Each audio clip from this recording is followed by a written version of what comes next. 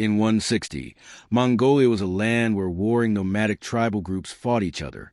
Genghis Khan, born in Mongolia, was the first person to unite the entire region, defeating their biggest enemy, China, and almost completely taking over it. By 2013, Wang was stationed near the banks of the Indus River, very close to India's borders. India could have been the next target, but the Mongols turned back toward China, sparing India. This series of events forms one of the oldest stories of revenge. It is a tale of a young boy who, driven by the need for revenge, brought down powerful kingdoms like the Western Xia, the Jin dynasty, and the Khwarezm Empire. In 1206, Mongolia was in its darkest period. For centuries, many Chinese rulers had invaded and destroyed it. During this time, every Mongol warrior's goal was to seek revenge against China. The question arises, how deeply can a desire for revenge be rooted? Studies suggest that people are often motivated by revenge because of the way emotions work in the brain. Seeking revenge triggers the release of stress hormones like adrenaline and cortisol, which negatively affect the body, impairing focus and making it harder to make good decisions. However, successful people learn from their mistakes, and this knowledge can be applied in both business and life. Before 1206, the Mongol tribes were divided. To understand this better, let's go back to 1162, when Temujin was born into a respected Mongolian family. But in 1171, his father was killed by a rival tribe, and Temujin's family was expelled from their clan. Despite these struggles, Temujin and his family survived, and his life began to improve when he married a girl named Borte. However, this happiness didn't last long, as a neighboring tribe kidnapped her. This event deeply hurt Temujin, and he vowed revenge.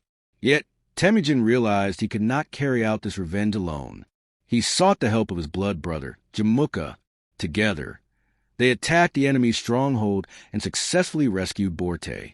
With his first goal accomplished, Temujin turned his focus to the next task, revenge on China. He didn't care about wealth or property. He sought power and control. India, with all its riches, was not his concern. Temujin began to gradually conquer all of Mongolia. However, as history often shows, there can only be one leader. The rivalry between Temujin and Jamukha turned into war, with Temujin ultimately winning. His success came from his leadership style, which treated everyone equally. This approach caused Jamukha's followers to abandon him and join Temujin, who eventually became Genghis Khan, the man who united Mongolia. Genghis Khan's ultimate goal was to get revenge on China. He attacked the Western Xia and Jin empires and, within 5 years, had conquered vast regions, including parts of India. Genghis Khan used China's own strength against it. Eventually, he took control of China, forcing the emperors to build the Great Wall as a defense. His campaigns didn't just target China. He also attacked the Khwarezm Empire, seeking revenge for an insult. After the Khwarezmian rulers offended him, Genghis Khan invaded their lands, destroying the empire.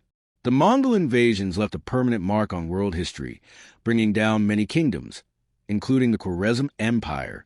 Despite his conquests, Genghis Khan never attacked India, even though it was on his path. The reason for this has been the subject of much debate.